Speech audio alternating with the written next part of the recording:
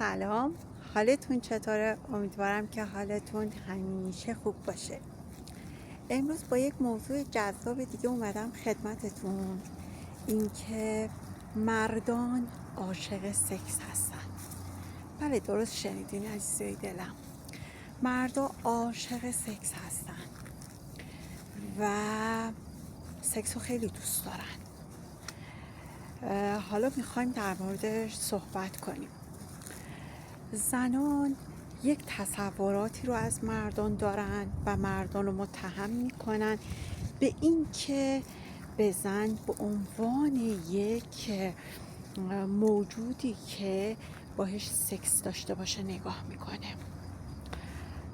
نه، نمیتونیم اینجوری تصور کنیم، چرا که مردا چون عاشق سکس هستن و سکس رو دوست دارن و وقتی میان سمت زن رو فکر میکنن که آره فقط اونو به خاطر سکس دوست داره. نه عزیز دلم، اینطوری هم نیست که داری فکر میکنیم.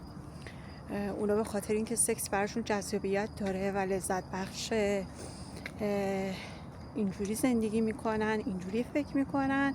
و اما زنها نه، چنین نیستن. در واقع مردها، یعنی بگیم بدنشون طوری سیم کشی شده، طوری طراحی شده که عاشق سکس هستن، سکس رو خیلی دوست دارن و وقتی سکس رو انجام میدن یک حالت آرام بخش و رضایت بخش و لذت بخشی رو دارن.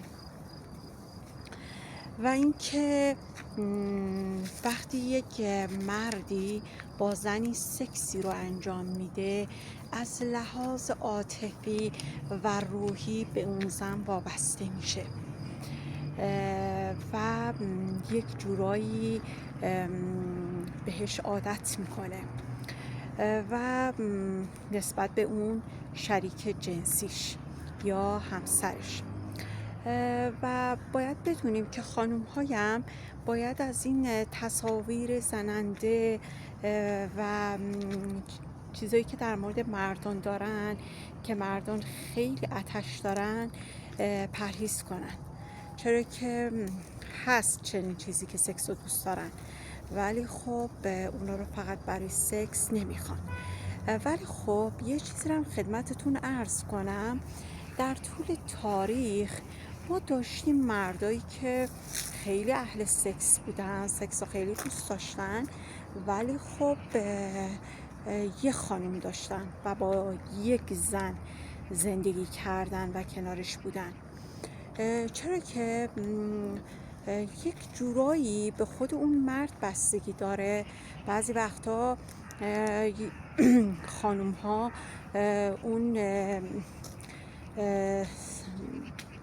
لذت جنسی رو به اون مرد میدن ولی اون مرد دوست داره که با کسی دیگه هم باشه، که این واقعا اشتباهست، چرا که اینجوری اون فکر میکنه، در صورتی که اون نیاز جنسیش رو میتونه با همسر خودش هم داشته باشه.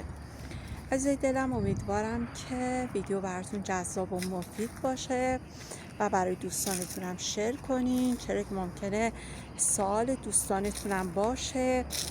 و از اینکه ویدیوی منو لایک میکنین، سابسکرایب میکنین، سپاسگزارم و ممنونم که تا پایان ویدیو من همراهی کردی. عزیزای دلم، اگر که سوالی دارین کامنت بذارین، به سوالاتون پاسخگو هستم و اگر هم از ویدیو خوشتون میاد حتما سابسکرایبش کنین که این باعث یک دلگرمی میشه، یک حمایت از طرف شما میشه که من بتونم ویدیوهای بعدی رم براتون با همین موضوعات در همین راستا که مربوط به دوره اتاق عشقبازی و اتاق خوابه براتون بتونم ادامه بدم و براتون بارگذاری کنم. همتون دوستتون دارم و تا ویدیو